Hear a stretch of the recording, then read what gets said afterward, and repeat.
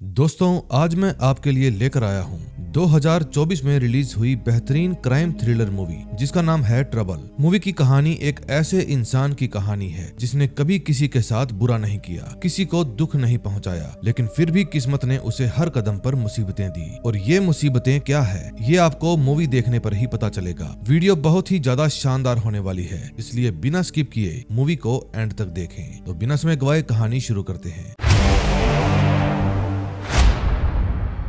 Movie की शुरुआत में हम एक खतरनाक गैंग को देखते हैं जो आज अपने 30 किलो कोकीन की डील दूसरी गैंग के साथ करने जा रही थी। कोकीन लेकर आई गैंग का बॉस अपने आदमी को 29 किलो कोकीन देकर बाहर ही खड़ा कर देता है और सिर्फ 1 किलो अंदर लेकर जाता है ताकि अगर पेमेंट में कोई गड़बड़ हुई तो उसका बाकी का माल सुरक्षित रहे। अंदर कमरे में दोनों ही गैंग के बीच में डील तय होने के बाद हाथों हाथ कोकीन लेकर आई गैंग को पैसा भी ट्रांसफर कर दिया जाता है, लेकिन उन्हें अंदाजा नहीं था कि पुलिस की पूरी टीम की हर एक हरकत पर नजर रखे हुए है। कुछ देर बाद जैसे ही पुलिस फोर्स को उनके सीनियर जोसेफ का मैसेज मिलता है तो वे तुरंत दोनों गैंग पर हमला करके उन्हें अरेस्ट कर लेते हैं। पुलिस फोर्स को सिर्फ 1 किलो कोकीन ही बरामद होती है, जिसके बाद वे गैंग के हेड से बाकी के माल के बारे में पूछते हैं। लेकिन तभी ब्लैक जैकेट पहने कोई शख्स बाहर खड़े आदमी के पास पहुंच जाता है और उसे खत्म करके सारा कोकीन लूट कर ले जाता है। लुका नाम का एक आदमी गाड़ी के पीछे छुपकर ये सब रिकॉर्ड कर रहा था, लेकिन वो ब्लैक जैकेट वाला शख्स उसे भी देख लेता है, जिसके बाद लुका को अपनी जान बचाने के लिए वहां से भागना पड़ता है। वो ब्लैक जैकेट वाला आदमी सारा माल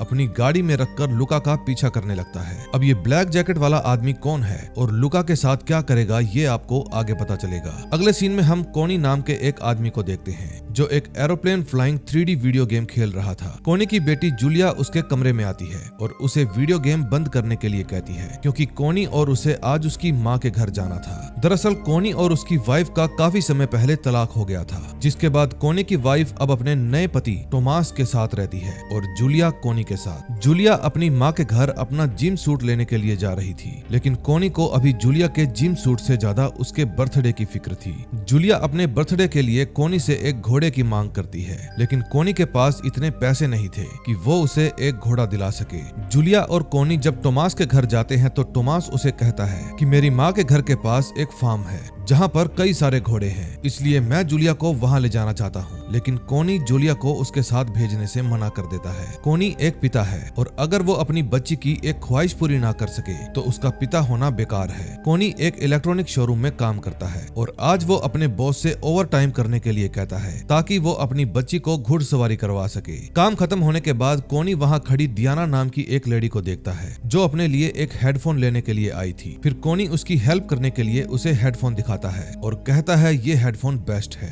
और मैं भी इसे इस्तेमाल करता हूँ। कोनी और डियाना कुछ मिनट ही एक दूसरे के साथ बात करते हैं, लेकिन उनको देखकर ऐसा लग रहा था जैसे उन्होंने एक दूसरे के साथ अच्छी पहचान बना ली हो। कोनी का बॉस वहाँ आकर उसे एक एड्रेस देता है जहाँ पर कोनी को 50 इंच का एक टीवी इंस्टॉल करके आना था, लेकिन उसे अंदाजा भी नहीं था कि जिस एड्रेस पर वो जाने वाला है वहाँ उसकी पूरी जिंदगी बदल जाएगी। फिर कोनी टीवी लेकर उस एड्रेस पर पहुँच जाता है जहाँ मारिया नाम की लेडी उसे टीवी लगाने के लिए लोकेशन बताती है। मारिया को कहीं बाहर जाना था, इसलिए वो कोनी को कहती है कि तुम कुछ भी गड़बड़ किए बिना अच्छे से टीवी लगाना, और फिर वो वहाँ से चली जाती है। मारिया के जाते ही कोनी अपने नॉइस कैंसलेशन वाले हेडफोन पहनता है और मजे से टीवी फिट करने लगता है, लेकिन तभी वहाँ पर घर का मालिक लुका आ जाता है जो कि बहुत ही ज्यादा घबराया हुआ था। लुका कोनी की तरफ देखे बिना ही अपने रूम में चला जाता है और जल्दी जल्दी अपना फोन छुपा देता है ताकि उस ब्लैक जैकेट वाले शख्स को उसका फोन ना मिले। लेकिन कुछ ही देर बाद वो ब्लैक जैकेट वाला आदमी वहाँ पर आ जाता है और एक जबरदस्त लड़ाई के बाद वो लुका को खत्म कर देता है। अब हैरान करने वाली बात ये थी कि कोनी को इन सभी घटनाओं की आहट तक नहीं होती क्योंकि उसके हेडफोन में लाउड म्यूजिक बज रहा था, क्योंकि वो तो बड़े ही मजे से गाने सुनते सुनते टीवी फिट कर रहा था। कुछ देर बाद जब कोनी को कुछ औजारों की जरूरत पड़ती है तो वो अपने हेडफोन हटाकर बाहर जाता है, लेकिन वहाँ पर पड़ी लुका की बॉडी देखकर उसके होश उड़ जाते हैं। उस समय लुका अपनी आखिरी सांसें गिन रहा था। फिर मरते मरते लुका कोनी से कहता है मेरा फोन, और इतना कहते ही उसकी मौत हो जाती है। अब कोनी घबरा जाता है और अपने हाथ में स्क्रू ड्राइवर उठा लेता है, लेकिन वो ब्लैक जैकेट वाला शख्स उसे भी बेहोश करके वहाँ से भाग जाता है। जब कोनी की आंख खुलती है तो घर में कोई भी नहीं था। फिर घबराया हुआ कोनी एक बार फिर से स्क्रू ड्राइवर उठा लेता है, लेकिन इतने में मारिया भी घर आ जाती आती है। लुका की लाश के बगल में कोनी को देखकर वो तुरंत पुलिस को कॉल कर देती है, लेकिन कोनी अभी भी हैरान था कि ये सब कैसे हुआ, क्योंकि वो तो सिर्फ यहाँ पर टीवी फिट करने के लिए आया था। लेकिन हालात किसको कब कहाँ पहुँचा दे ये कोई नहीं जानता। तभी पुलिस स्टेशन में कोनी को दियाना मिलती है, जो कि एक पुलिस वाली थी। लेकिन कोनी को वहां देखकर दियाना को भी यकीन नहीं होता कि वो एक कातिल है। कुछ ही देर में कोनी का वकील भी वहां पर आ जाता है, लेकिन अफसोस की बात ये थी कि वो कोनी को बचा नहीं पाता और कोर्ट में कोनी के कातिल साबित होने के बाद उसे 18 साल की जेल हो जाती है। जेल में कई तरह के कैदी थे जो बहुत ही खतरनाक थे। फिर एक दिन मूसे नाम के कैदी की किसी दूसरे कैदी के साथ लड़ाई हो जाती है, लेकिन इसका इल्जाम भी कोनी को ही झेलना पड़ता है, क्योंकि वो उनके बगल में बैठा था। फिर नोरिंदर नाम का एक कैदी मूसे को वहां से ले जाता है और कोनी को उनसे अलग कर दिया जाता है। तभी कोनी से मिलने के लिए उसकी वाइफ और बेटी आती है, जिनको देखने के बाद कोनी के दुखी चेहरे पर थोड़ी मुस्कुराहट आ जाती है। फिर कोनी की वाइफ उसे एक तस्वीर देती है जिसमें जूलिया, टोमास और वो खुद थी, लेकिन कोनी उस तस्वीर को देखने के बाद टोमास का चेहरा उसमें से फाड़ देता है। परिवार से मिलने के बाद कोनी को लॉन्ड्री में कपड़े साफ करने का काम दिया जाता है, लेकिन तभी वहां पर मूसे और नोरिंदर आ जाते हैं, जिनकी बातें सुनकर कोनी हैरान रह जाता है। दरअसल मूसे और नोरिंदर एक सुरंग से भागने की योजना बना रहे थे, जो कि उसी लॉन्ड्री में मौजूद थी। सुरंग से निकलने के बाद वे एक प्राइवेट प्लेन से उड़ान भरकर इस शहर से भागने वाले थे, लेकिन परेशानी ये थी कि मूसे ने गुस्से में आकर उनके पायलट को ही पीट दिया था और अब उन्हें एक नए पायलट की जरूरत थी जो कि उनका प्लेन उड़ा सके। फिर छुपकर उन दोनों की बात सुनने के बाद कोनी उस सुरंग से भागने का प्लान बनाता है, क्योंकि अब तो उसके वकील ने भी हाथ खड़े कर दिए थे। सुरंग से बाहर भागने के बाद कोनी सीधे मारिया के घर पहुंच जाता है, लेकिन मारिया अपने पति के कातिल को देखते ही उसे मारने लगती है। फिर कोनी मारिया को समझाता है कि मैं तो खुद लुका के कातिल को ढूंढ रहा हूँ और उसको पकड़ने के लिए हमें किसी भी तरह लुका का फोन ढूंढना होगा, क्योंकि कातिल का सारा राज फोन में ही छुपा होगा। फिर कोनी मारिया को अपना नंबर देता है और कहता है कि जैसे ही तुम्हें लुका के फोन के बारे में कुछ भी पता चले तुम तुरंत मुझे फोन करना, और फिर वो वहां से चला जाता है। कोनी जिस मकसद के लिए सुरंग से बाहर आया था वो मकसद अब पूरा हो चुका था, इसलिए कोनी वापस उसी जेल में आ जाता है। लेकिन तभी सामने खड़ा हुआ मूसा कोनी को सुरंग से आते हुए देख लेता है और उसे कोनी की सच्चाई पता चल जाती है। फिर मूसे कोनी को उसी लॉन्ड्री की मशीन में बंद करके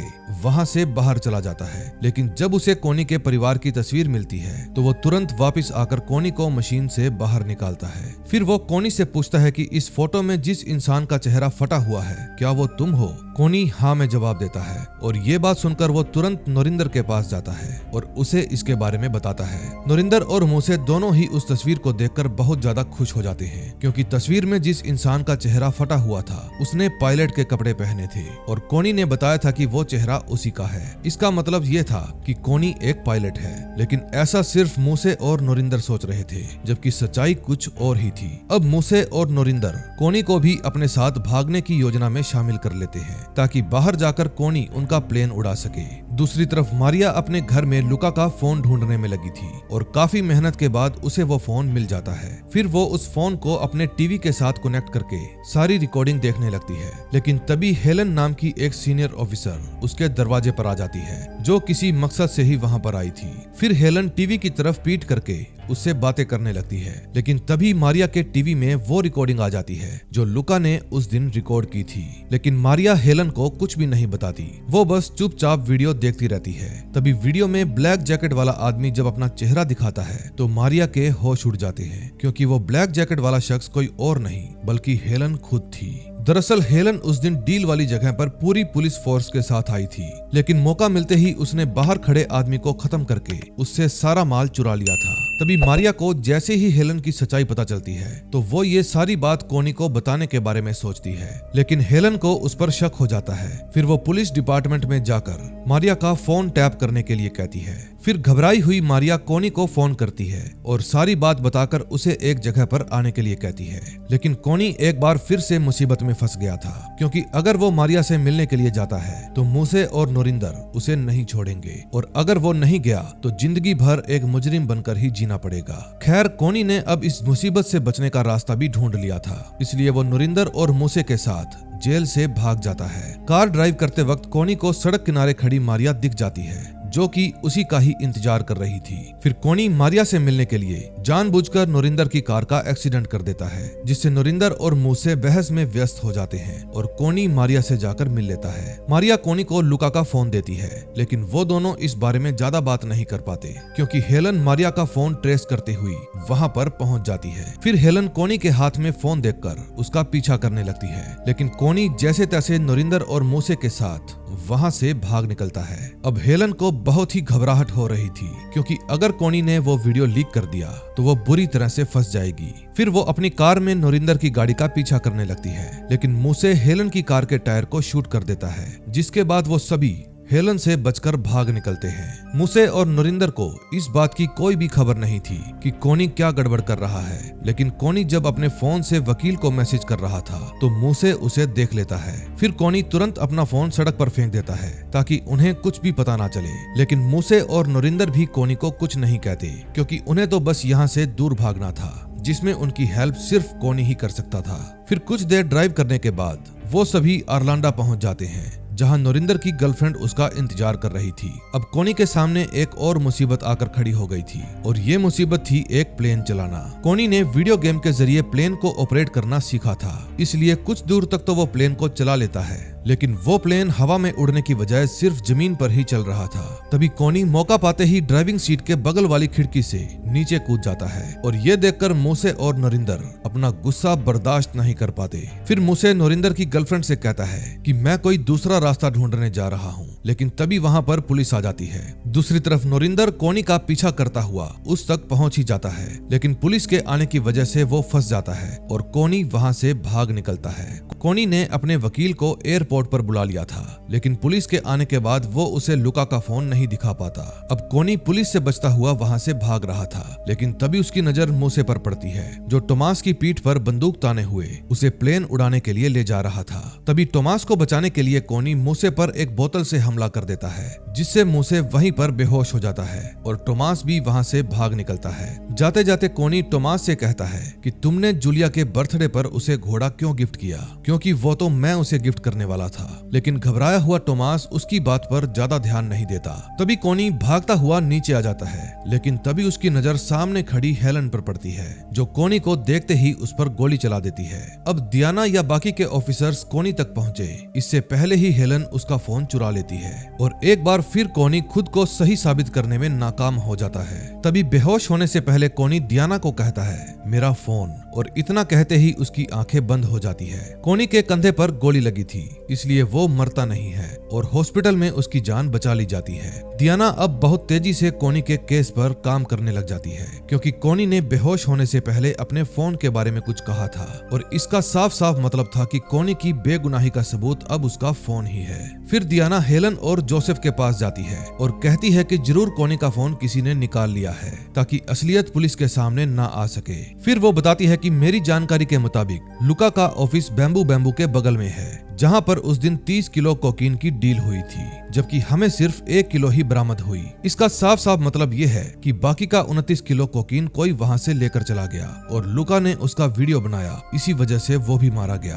फिर वो हेलन और जोसेफ से रिक्वेस्ट करती है कि मुझे इस केस पर जांच करने दें, लेकिन हेलन इस बात से साफ साफ इनकार कर देती है क्योंकि वो केस अब बंद हो चुका है। हेलन के सिर से अभी भी कोनी की टेंशन हटी नहीं थी, क्योंकि कोनी अपने आप को बेगुनाह साबित करने के लिए उसको जरूर फंसाएगा। फिर वो अपनी टेंशन खत्म करने के लिए हॉस्पिटल आ जाती है और मौका मिलते ही कोनी को सोडियम साइनाइड का इंजेक्शन लगा देती है, लेकिन इंजेक्शन के अंदर का सोडियम साइनाइड कोनी के शरीर में जाता इससे पहले ही दियाना वहां पर आ जाती है। लेकिन दियाना को देखते ही हेलन दरवाजे के पीछे छुप जाती है, लेकिन कोनी इशारे से दियाना को बता देता है कि दरवाजे के पीछे कोई है। अब हेलन और दियाना के बीच में जबरदस्त फाइट होती है, लेकिन अंत में दियाना की रिवॉल्वर भी हेलन के पास आ जाती है, जिसके बाद दियाना भी बुरी तरह से फंस जाती है। तभी हेलन अपना दिमाग चलाती है और दियाना को शूट करने की बजाय खुद के ही कंधे पर गोली मार लेती है, ताकि पुलिस का पूरा शक हेलन की बजाय दियाना पर चला जाए। तभी मौका मिलते ही दियाना कोनी को खिड़की से नीचे कूदा देती है और खुद भी वहां से कूदकर भाग जाती है। अब कोनी और दियाना